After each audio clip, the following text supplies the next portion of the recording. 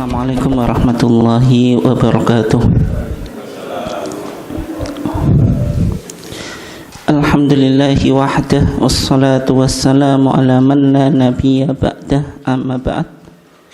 Yang saya hormati seluruh jajaran pimpinan cabang Muhammadiyah Balen, bapak-bapak dan ibu-ibu sekalian, jamaah ketarjian Ahad pagi PCM Balen yang dimuliakan Allah.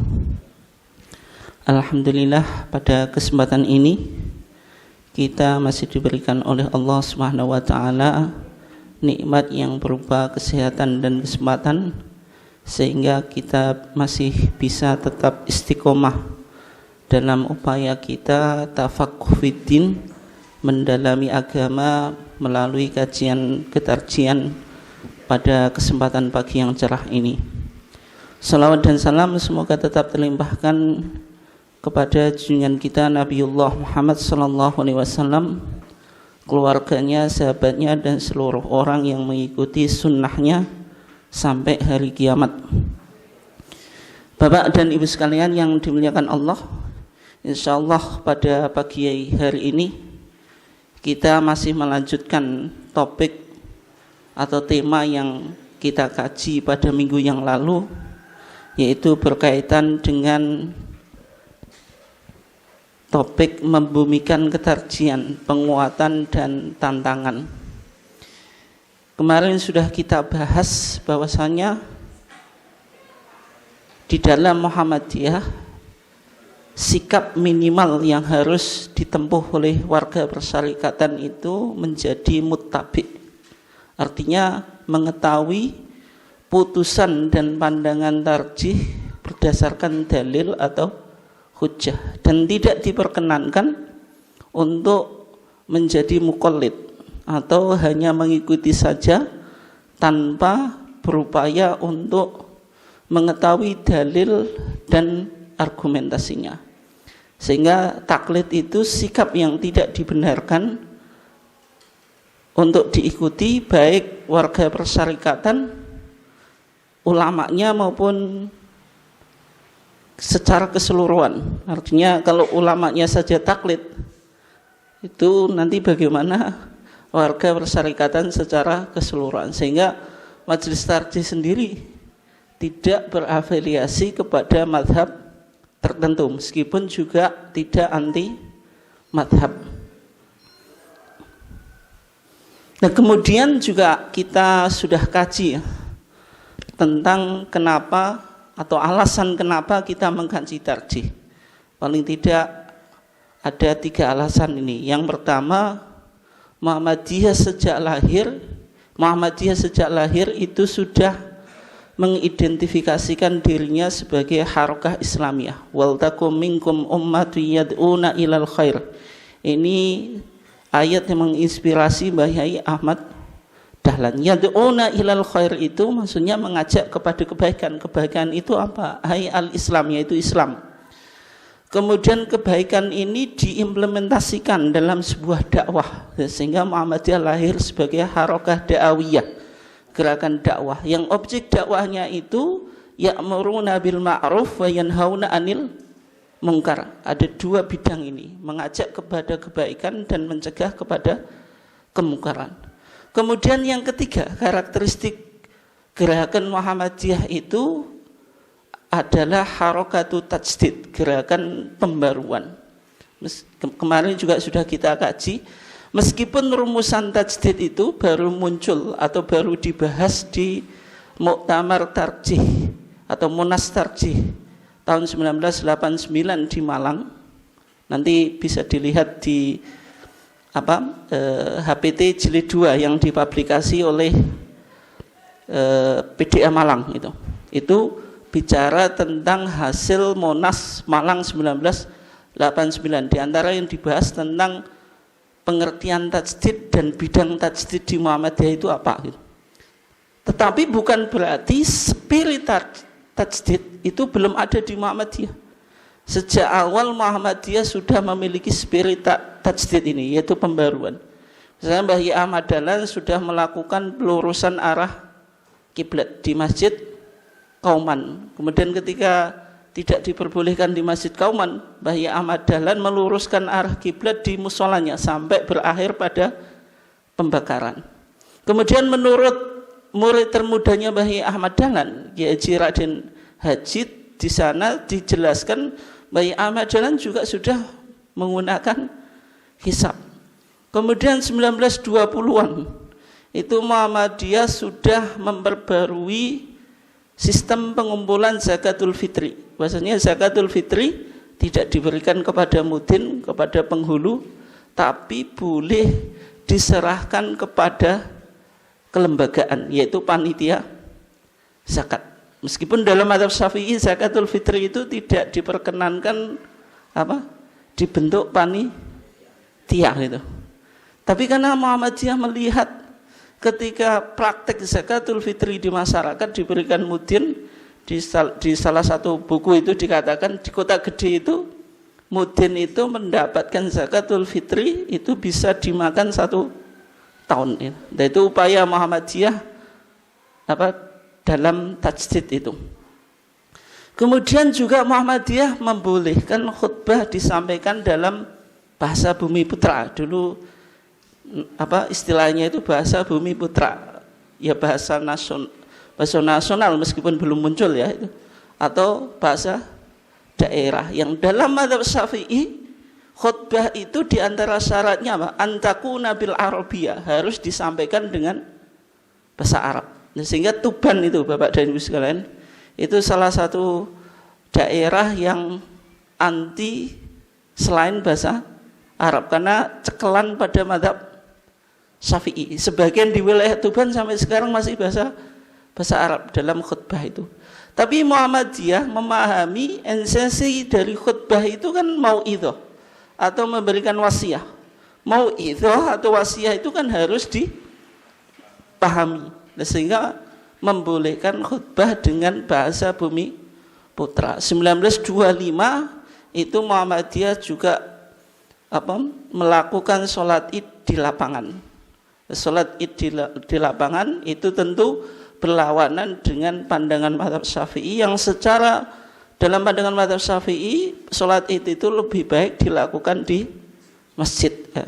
Sehingga Muhammadiyah ketika itu juga mendapatkan tantangan baik dari pengikut mazhab Syafi'i karena menyelisih pandangan mazhab mereka dan juga dari pemerintahan Hindia Belanda yang ketika itu dianggap riskan jika umat Islam ini berkumpul kemudian bisa menimbulkan spirit nasionalisme. Dan ini artinya spirit tajdid itu sudah ada sejak berdirinya Muhammadiyah. Meskipun rumusan tajdid itu baru dirumuskan belakangan 1989. Nah kemudian di MKCHM, Matan Keyakinan dan Cita-Cita Hidup Muhammadiyah, objek atau bidang garap Muhammadiyah itu di 4 bidang. Yang pertama akidah, akhlak, ibadah, dan muamalat duniawiyah. Sehingga Muhammadiyah pandangannya juga ada di 4 objek ini. Di bidang akidah, akhlak, ibadah, dan muamalat duniawiyah. Sehingga Muhammadiyah bicara tentang akidah, bicara tentang akhlak. Akhlak ini yang lagi getol-getolnya dibahas itu. Karena nanti akan melahirkan rumusan akhlak secara praksis dan juga secara filosofi itu yang diawali di Monas Gresik kemarin ya 2020 gitu. Sehingga kajian-kajian tarjih sekarang ini berusaha untuk tadi mensosialisasikan tentang rumusan akhlak di Muhammadiyah. Kemudian ibadah ini mungkin bisa dikatakan 75% dari produk HPT itu masalah ibadah itu. Atau masalah fikih 75% tapi di antara isinya ya berkaitan dengan ibadah makhdhuh karena itu yang sering ditanyakan oleh warga persyarikatan. Kemudian muamalah duniawiyah. Nah, ini tajdidnya sifatnya dinamis, boleh berkembang sesuai dengan tuntutan zaman. Sehingga produk tarjih baik putusan dan fatwa itulah yang disebut ideologi atau paham keagamaan Muhammadiyah. Sehingga kalau kita ingin mengetahui paham keagamaan Muhammadiyah, ya merujuknya pada putusan yang dipublish di HPT itu maupun di TJA, tanya jawab agama. Tanpa memiliki referensi itu, Bapak dan Ibu sekalian yang dimuliakan Allah, ya kita kurang bisa memahami dan menangkap tajdid yang ada di Muhammadiyah. Dan sehingga yang perlu untuk kita pahami, meskipun ini berulang-ulang kita sampaikan, ya, tapi kita penting untuk memahami. Ada 3 produk majelis tarjih. Yang pertama disebut qararu tarjih atau putusan tarjih. Adalah keputusan resmi Muhammadiyah dalam bidang agama, bukan keputusan majelis tarjih. Kenapa kok dikatakan bukan keputusan majelis tarjih? Karena meskipun putusan itu yang menggodok, yang mengajukan ke Munas itu majelis tarjih, tetapi setelah keputusan itu lahir akan dibawa ke pimpinan pusat Muhammadiyah, kemudian akan ditanfid, ya, melihat pimpinan pusat Muhammadiyah melihat apakah keputusan ini relevan, membawa maslahat atau tidak. Tapi kalau sudah ditanfid artinya putusan resmi Muhammadiyah, sehingga jenengan nggak bisa mengatakan HPT itu kan milik tarjih. Lah saya Muhammadiyah, gitu. Saya mengikuti Muhammadiyah, bukan mengikuti tarjih. Itu nggak bisa. Karena kalau sudah dihimpun di HPT itu artinya sudah ditanfid. Sehingga itu ya putusan atau pandangan keagamaan Muhammadiyah. Dan mengikat organisasi secara formal gitu. Artinya kalau HPT yang putusan itu mengikat organisasi secara formal, artinya wajib untuk ditaati gitu, dan diikuti gitu. Walaupun dalam praktik di lapangan terkadang diabaikan gitu. Ya misalnya kemarin waktu penetapan 1 Syawal itu kita menggunakan hisab, yang lain menggunakan ru'yah. Itu beberapa cerita yang masuk ke saya, termasuk unsur struktural, itu hari rayanya Sabtu, Pak. Itu padahal unsur struktural. Ada yang sekretaris PCM, ada yang ketua ranting, ada yang ketua majelis itu. Artinya kalau unsur struktural itu mengabaikan putusan tarjih atau putusan Muhammadiyah, ya bagaimana nanti Muhammadiyah ini ke depan itu. Itu sekretaris PCM, ketua majelis, kemudian juga ketua ranting itu. Dan banyak warga Muhammadiyah tidak memahaminya atau bahkan tidak mengetahui beberapa butir penting daripadanya. Ini artinya penting kita mengkaji tarjih. Kalau kita tidak mengkaji tarjih, ya bagaimana putusan itu bisa kita taati dan bisa kita ikuti, karena poin-poin yang ada di dalamnya saja kita tidak tahu itu. Itu padahal itu secara perspektif organisasi itu mengikat warga Muhammadiyah secara keseluruhan itu. Artinya amaliyah yang ada di lingkungan Muhammadiyah, baik di AUM misalnya di masjid, di sekolah ataupun yang lainnya, harus menjadikan tarjih itu sebagai referensi keagamaan. Jadi yang dirujuk itu ya buku-buku tarjih itu. Kalau konteks di Muhammadiyah loh. Tapi praktik di lapangan tidak tarjih, Pak, yang dirujuk. Kadang sesuai dengan seleranya atau kebetulan yang dibaca itu. Yang didiskusikan di Masjid Muhammadiyah ketika ada khilaf di antara jamaah itu bukan merujuk pada tarjih, tapi merujuk pada buku-buku yang lain, sehingga tadi bisa menghasilkan amaliyah yang tidak sama sebagaimana yang dipahami oleh tarjih. Nah, putusan-putusan tarjih itu biasanya dimuat di BRM atau Berita Resmi Muhammadiyah dan dihimpun dalam HPT. Kita coba lihat ya. Ini HPT jilid 1, ini HPT jilid 3. HPT jilid 2 belum terbit karena ada beberapa dokumen Monas Tarjih yang belum ditemukan itu. Itu alasan hilangnya kenapa saya juga belum tahu. Meskipun kemarin-kemarin sudah banyak pernyataan PP Tarjih Muhammadiyah ingin habis muktamar akan terbit HPT jilid 2, tapi kita tunggu-tunggu sampai sekarang belum. Ya mudah-mudahan cepat. Nah, ini HPT jilid 1 dan HPT jilid 3. HPT jilid 1 yang ada di depan jenengan itu atau yang jenengan miliki itu yang disebut cetakan 3. Meskipun itu sudah dipublish berapa kali Pak, isinya ya sama, tidak ada perubahan.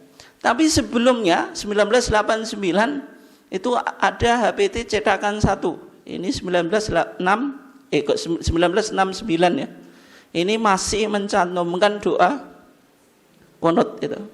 Ini kan di sana dikatakan wa fi raq'ah atsaniyah, di rakaat yang kedua, min sholati subhi, dari salat subuh, ba'da qaulika, setelah ucapanmu rabbana walakal hamd, indal i'tidal, ketika i'tidal, fad'u, maka berdoalah kamu bihadza doa, dengan doa ini.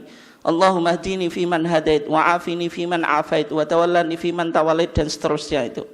Au bisyai'in min adiyatil Quran, atau dengan sesuatu dari doa-doa Quran.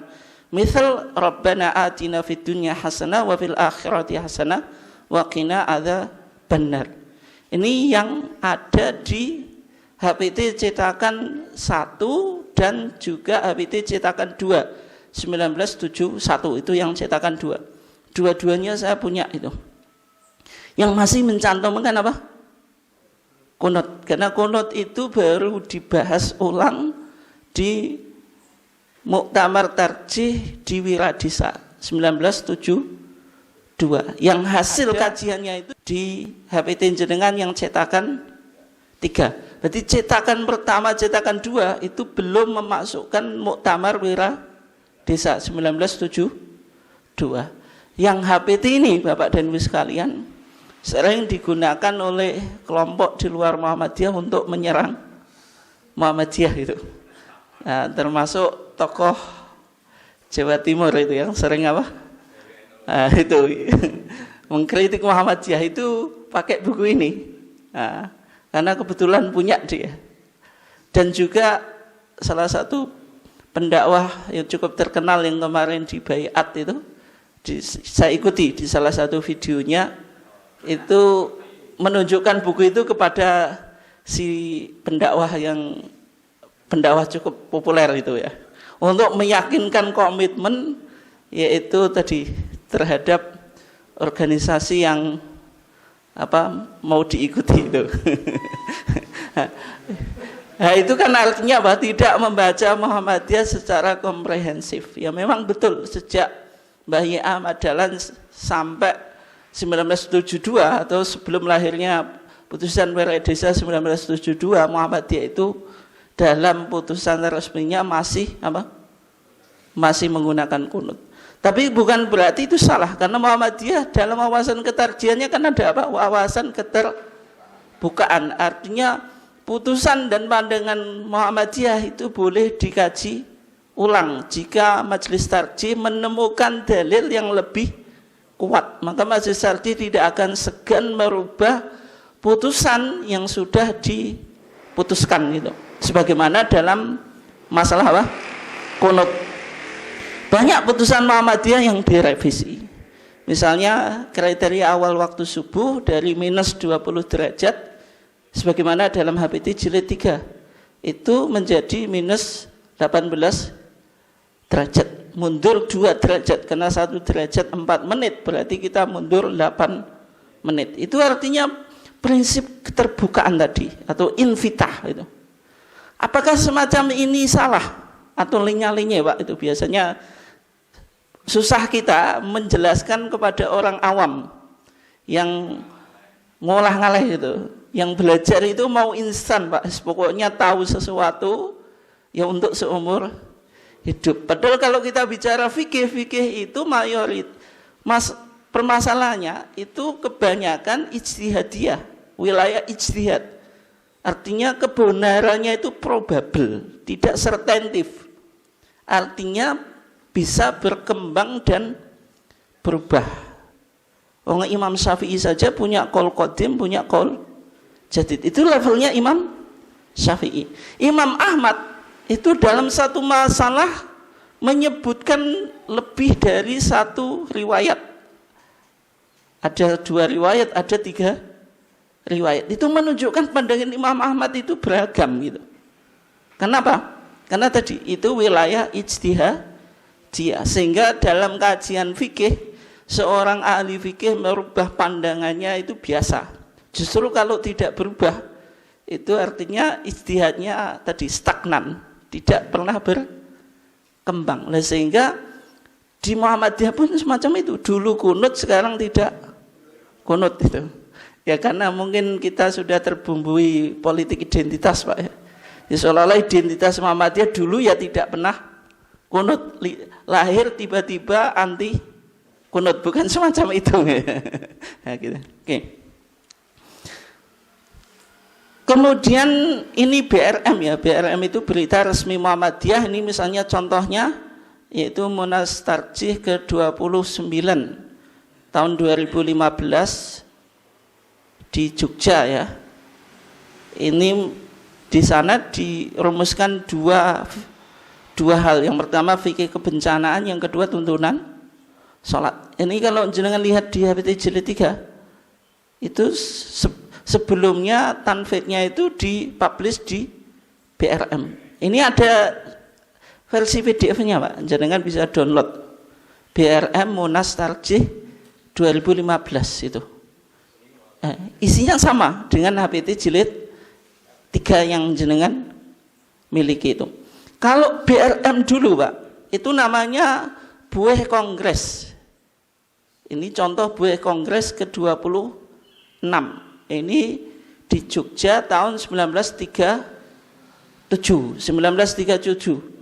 Di sana, tapi ini kumpulan.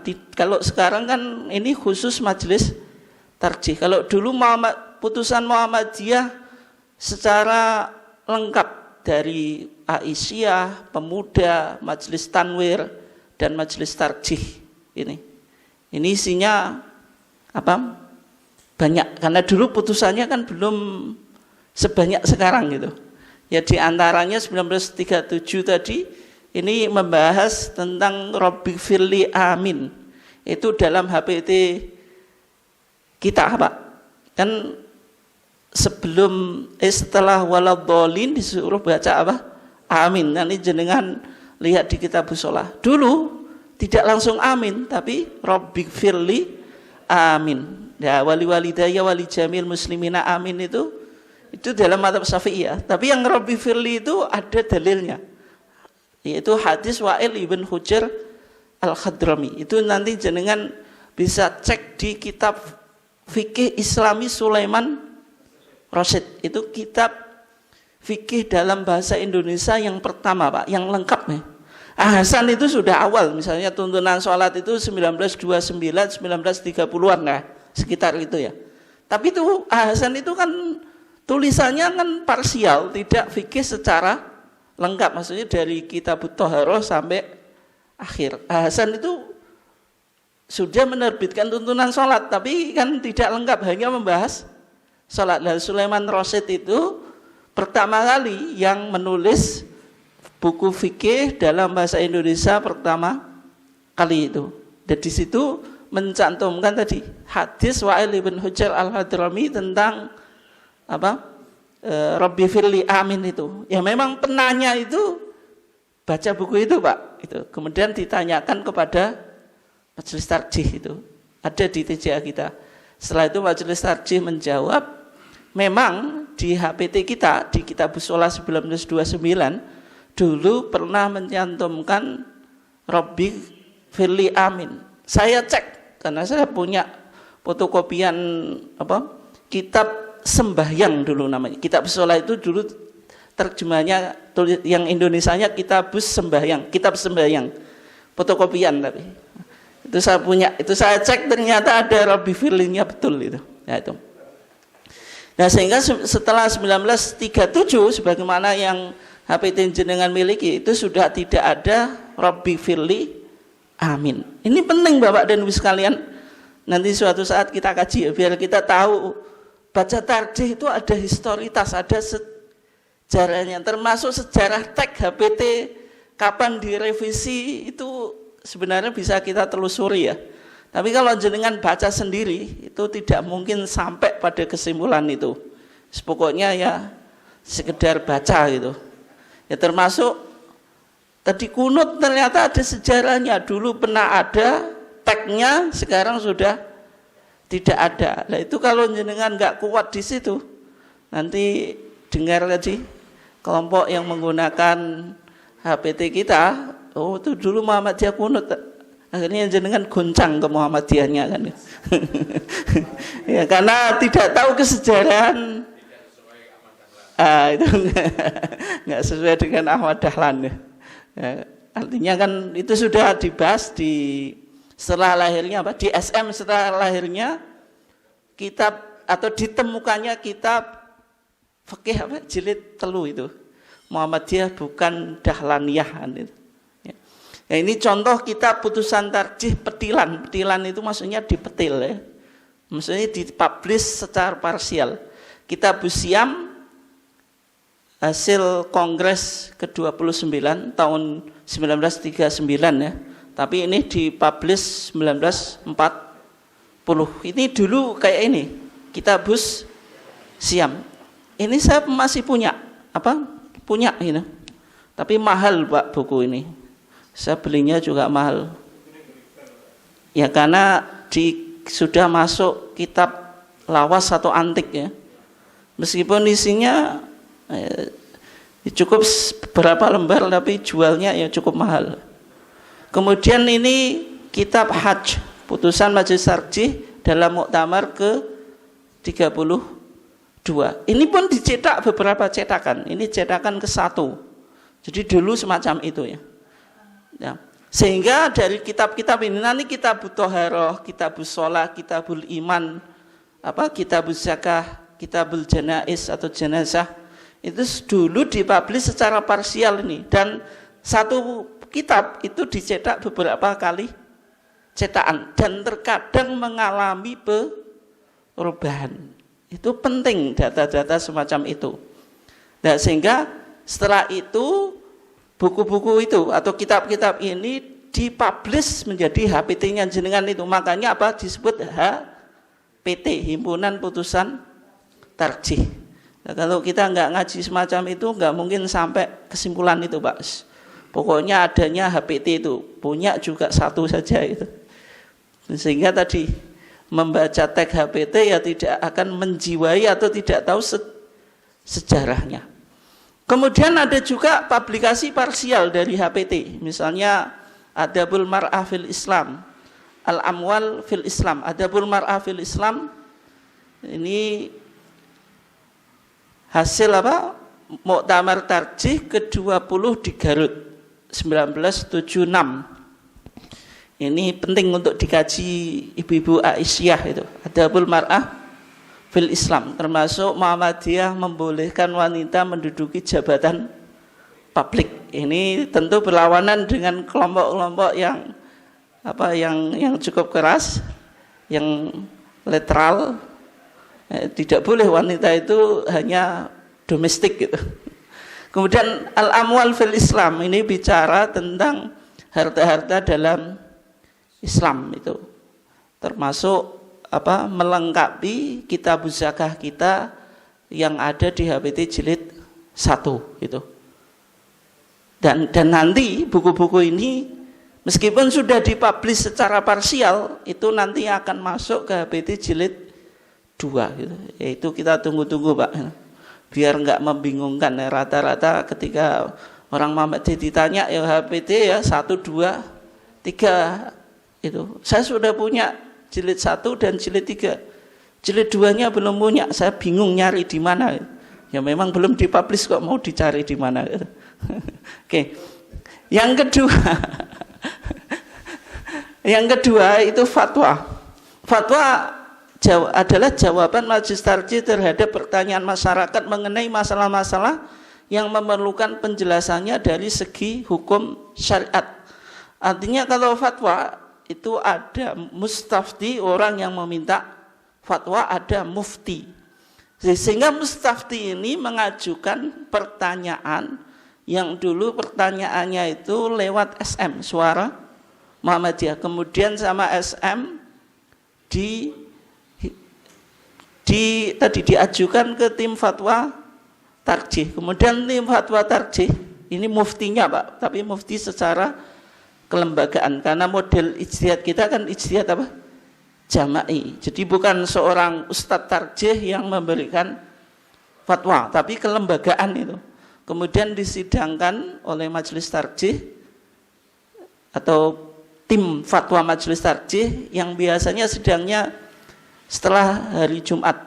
Masih ada ini di Jogja, kalau jenengan mau lihat itu masih ada tradisi sampai sekarang, karena kan permintaan fatwa masih berjalan. Kalau di sana tradisi keilmuannya cukup baik Pak, tapi yang di wilayah-wilayah ini yang tidak ada gitu.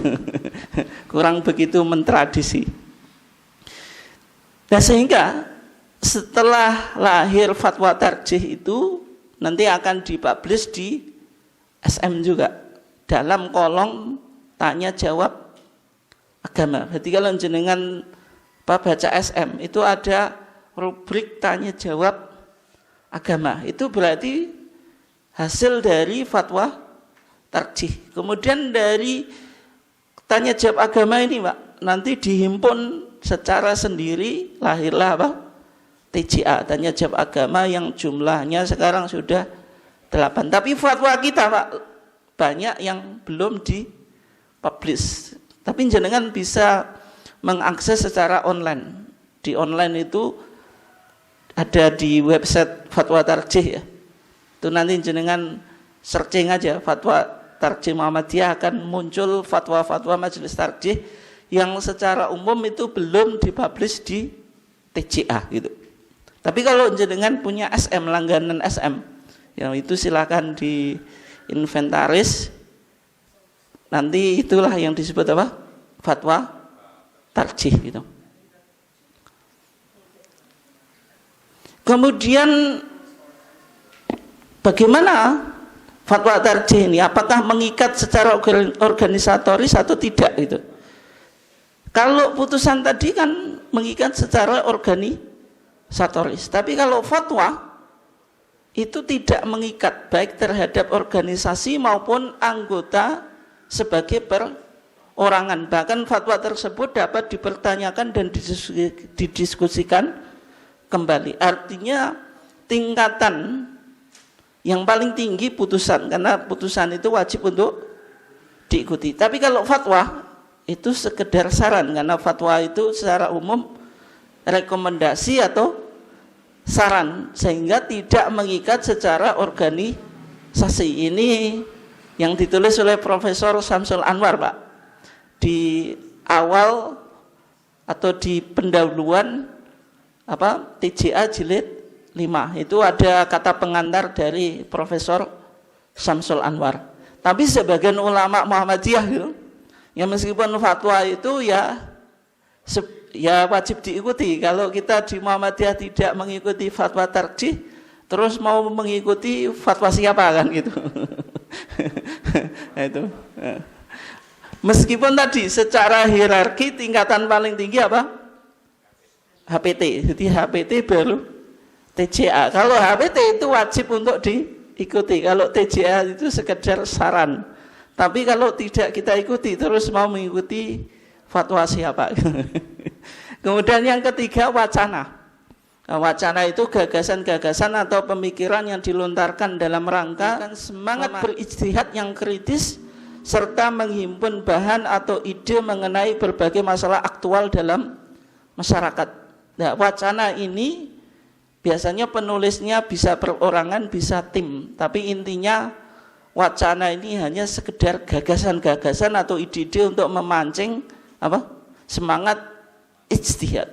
Tapi wacana ini nanti ketika dibawa ke Monas, Kan tadi hanya sekedar gagasan atau ide atau pandangan, bisa jadi pribadi. Padahal di Muhammadiyah ijtihadnya harus jama'i. Tapi kalau nanti dibawa ke Monas, kemudian disepakati, ya bisa menjadi putusan itu.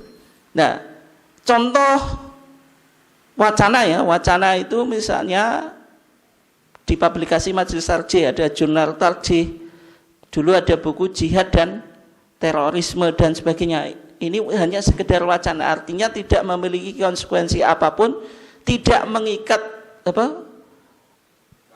warga Muhammadiyah, dan juga tidak ada rekomendasi untuk diikuti, hanya sekedar di wacana saja. Ini contoh publikasi wacana Pak, yang ada di jurnal Tarjih dan Tajdid. Ini kan penulisnya pribadi, misalnya ini tindak lanjutan kalender Hijriyah global. Ini sudah 2016 ya. Ini yang penulisnya Profesor Samsul Anwar. Ini telaah hukum kontroversi Islam awal Muhammadiyah Muhammad Azhar. Pokoknya ini hanya sekedar tulisan-tulisan yang tadi tujuannya untuk memicu spirit ijtihad di dalam Muhammadiyah. Tetapi kalau wacana tadi dianggap dibutuhkan, kemudian dibawa ke Monas Tarjih, ya akan melahirkan tadi putusan. Karena putusan itu lahirnya kan ada proses Pak, ada halaqah tarjih, ada macam-macam Pak. Artinya untuk tadi supaya betul-betul putusan kita itu matang gitu. Dan melibatkan kajian dalam berbagai macam perspektif. Kan menghadirkan beberapa pakar. Nanti jenengan bisa lihat itu sekarang, meskipun jenengan nggak duduk di Majelis Tarjih, kan sudah dunia sudah digital Pak, artinya semuanya bisa diakses itu. Ya itu Tarjih sudah ada di saku Pak itu. Nah, sehingga referensi ketarjihan yang perlu untuk kita miliki, meskipun ini berulang kali saya sampaikan, paling enggak 10 buku ini.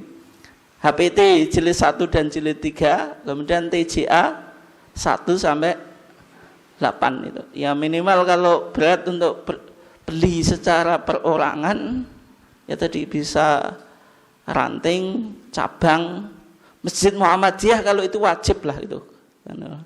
Misalnya Masjid Muhammadiyah belum punya 10 referensi ini, ya kayaknya saru Pak gitu. Tapi kalau perorangan itu kadang berat Pak. Tapi ilmu itu ya sangat murah lah kalau kita untuk hanya beli itu 10 buku. Tapi kalau Masjid Muhammadiyah sekolah itu paling tidak ya ada upaya. Kalau tidak ya bagaimana kita mensosialisasikan ketarjihan. Referensi saja tidak tahu gitu. Oke. Kemudian berikutnya ini yang saya kira penting. Kenapa kok kita menjadikan HPT itu sebagai referensi keagamaan? Dalam kajian kitab-kitab klasik Pak, kalau seseorang mau belajar misalnya kitab apapun ya, tapi kita di sini melihatnya pada kitab fikih ya. Ketika kita mau menekuni disiplin ilmu fikih, maka langkah pertama kita harus memilih teks atau memilih kitab. Karena tidak mungkin orang ahli fikih belajarnya tanpa kitab, itu tidak mungkin ya. Cukup mustami' mendengarkan itu tidak mungkin, ya harus punya referensi. Cara memilih teks fikih itu ada 3 syarat. Ini yang dikemukakan oleh para ulama. Yang pertama, cari kitab fikih yang muktamad. Muktamad itu apa? Otoritatif. Otoritatif itu maksudnya apa? Pendapatnya itu dianggap pendapat otoritatif. Misalnya dalam mazhab Syafi'i Pak, itu. Dalam mazhab apa? Syafi'i. Hukum sholat jamaah. Itu kalau jenengan baca kitab fikih mazhab Syafi'i itu pasti ada 2 pandangan. Misalnya kalau kitab yang umum dikaji ya, namanya Matnul Ghoyah wa Takrib atau Matan Abi Suja, itu namanya banyak ya. Matan Abi Suja berarti karena pengarangnya Abu Suja. Itu dikatakan sholatul jamaah itu sunnatun muakkadatun, sunnah muakkadah. Artinya ini mengikuti Imam Rafi'i. Imam Rafi'i itu salah satu ulama dalam mazhab Syafi'i yang dianggap editornya mazhab Syafi'i, karena ada dua syekhon, dua syekh. Ini orang yang punya otoritas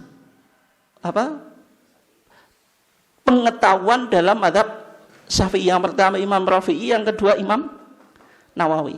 Nah, Syekh Abu Suja di matan Ghayah wa Takrib dia bilang hukum sholat jamaah itu sunnah muakkadah, itu mengikuti Imam Rafi'i.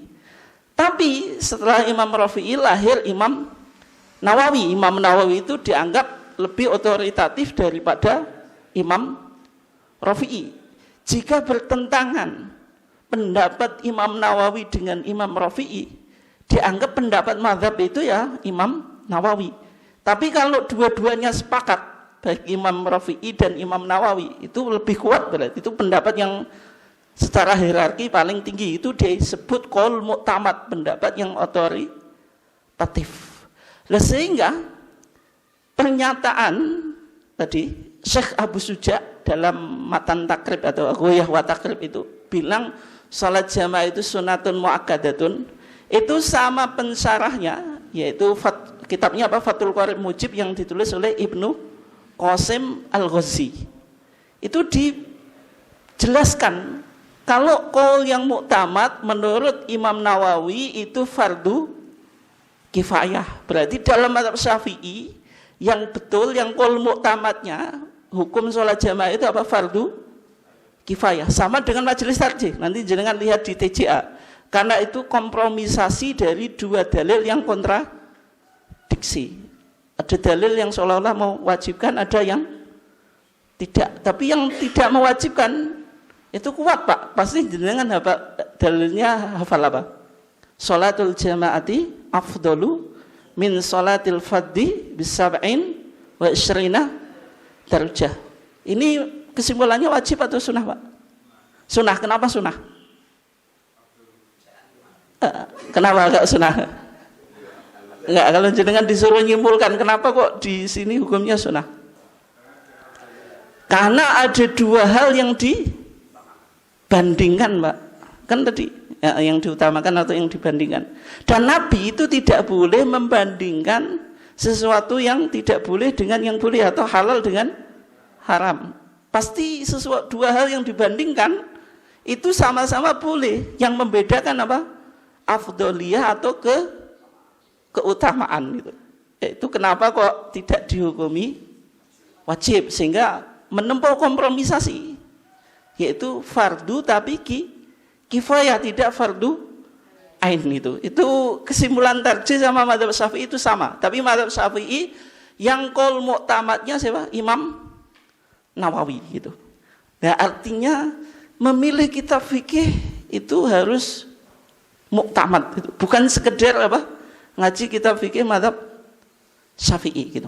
Kemudian yang kedua, mudah dipahami dan dianalisa dan juga bisa digurukan. Ini penting. Sehingga kalau jenengan cari kitab bahasanya susah, Pak. Meskipun sudah bisa bahasa Arab, tapi biasa itu kan ada tingkatan, Pak. Kayak jenengan belum tentu bahasa, Pak. Meskipun buku yang dibaca bahasa Indonesia, kadang ada buku-buku yang bahasanya bulet, Pak, gitu. Dalam bahasa Arab juga sama gitu. Bukan berarti mencari kosakata cek bulet sudah pada pemahaman gitu. Kadang ada yang bulet gitu. Dan juga bisa digurukan, artinya kitab fikih yang populer. Nanti kalau jenengan belajar mazhab Syafi'i di Indonesia, cari kitab yang tidak populer, itu susah mencari guru. Kalau susah mencari guru, ya potensi salah semakin Pak? Semakin banyak gitu. Kemudian yang berikutnya terdapat syarah atau komentar. Kemudian syarah atau komentar ini akan lahir hasyiah atau footnote. Yaitu hasyiah itu syarah dari syarah. Kalau kitab ini memiliki 3 kriteria nih, Pak. Mu'tamad, mudah dipahami dan dianalisa, dan juga bisa digurukan. Ada syarahnya, ada hasyiahnya. Itu pasti jenengan belajar mudah gitu. Karena tadi kalau ada syarah berarti ada orang yang memberi perhatian pada kitab tersebut, apalagi syarahnya banyak Pak. Satu kitab lahir beberapa syarah itu. Semakin memudahkan kita dalam belajar. Yang susah kalau ada satu kitab nggak ada yang mensyarah itu, susah kita memahaminya gitu. Sudah ada syarah, ada hasiah itu penjelasan dari syarah, padahal sudah ada syarahnya lahir hasiah. Ini sekedar contoh sebelum kita nanti aplikasikan dalam teks HPT kita Pak. Salah satu kitab yang umum dikaji di pesantren Indonesia ini, tapi pesantren salafiyah atau tradisional Pak. Tidak ada pesantren tradisional atau salafiyah yang ada di Indonesia yang tidak mengkaji kitab ini. Dan bahkan kitab ini dijadikan standar mengukur apakah seorang itu sudah layak disebut kiai atau tidak. Dan juga mengukur kemampuan baca kitab kuning. Karena kitab ini agak bulat Pak. Tapi meskipun bulat bisa digurukan dengan itu. Ada kitab yang namanya Fathul Mu'in. Jadi Fathul Mu'in bisyarhi Qurratil Ain bi Muhimmatiddin. Ini sudah kitab syarah sebenarnya. Fathul Mu'in itu kitab syarah, bukan kitab matan. Teks induknya namanya Qurratul Ain bi Muhimmatiddin. Yang dua-duanya ini ditulis oleh Syekh Zainuddin Al-Malibari. Syekh siapa? Zainuddin Al-Malibari. Dari Malibar. Malibar itu apa? India Selatan atau Kerala. Itu yang madhabnya apa? Syafi'i. Meskipun mayoritas India itu apa? Hanafi itu.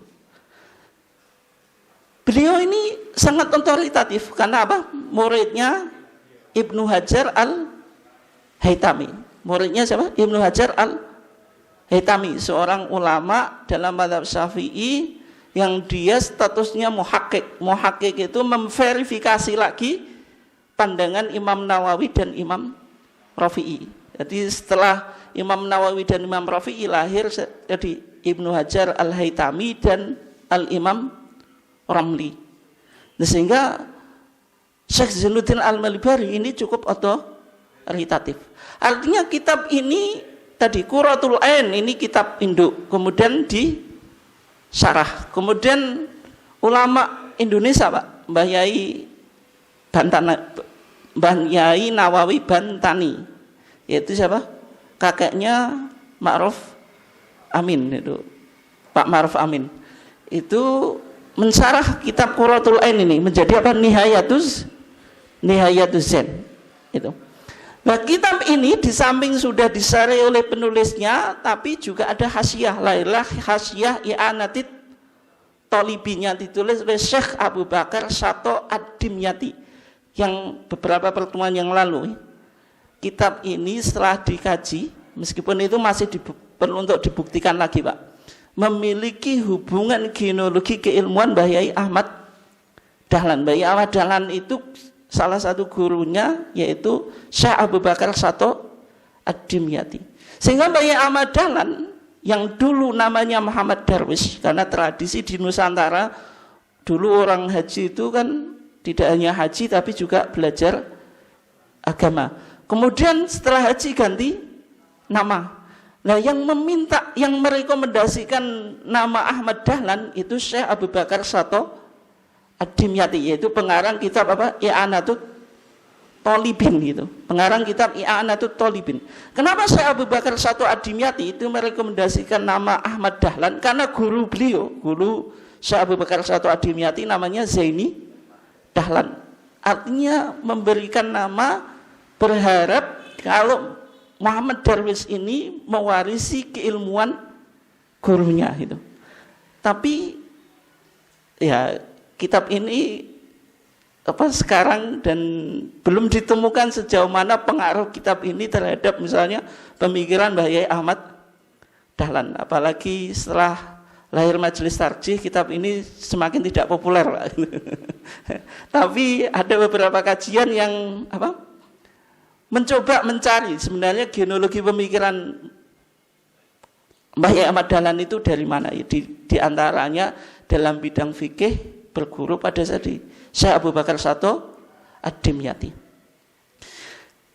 Dan tidak hanya Pak, Fathul Mu'in itu syarah, matanya apa? Qurratul Ain, ada khasiahnya.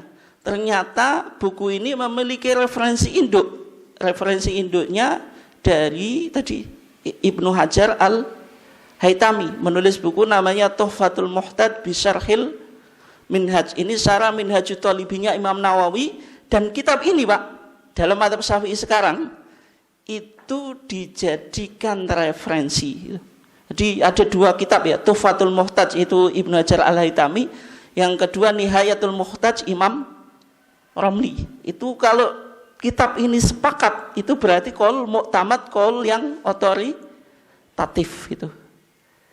Artinya kalau jenengan belajar Fathul Mu'in bingung Pak, bisa dicari redaksinya di Tuhfatul Muhtaj karena ini referensi induknya. Meskipun ini kalau kita di masyarakat ya mungkin kiainya nggak sampai mencari referensi induknya Pak, tapi semakin kita tahu, kenapa? Semakin kuat pemahaman kita ya, kalau kita lihat di muqaddimahnya saja Pak, wasamaituhu, ini muqaddimah Fathul Mu'in, dan saya memberi nama Qurratul Ain bibayani muhimmati ahkamidin in takhabtuhu wa hadha syarha minal kutub al-mu'tamadah.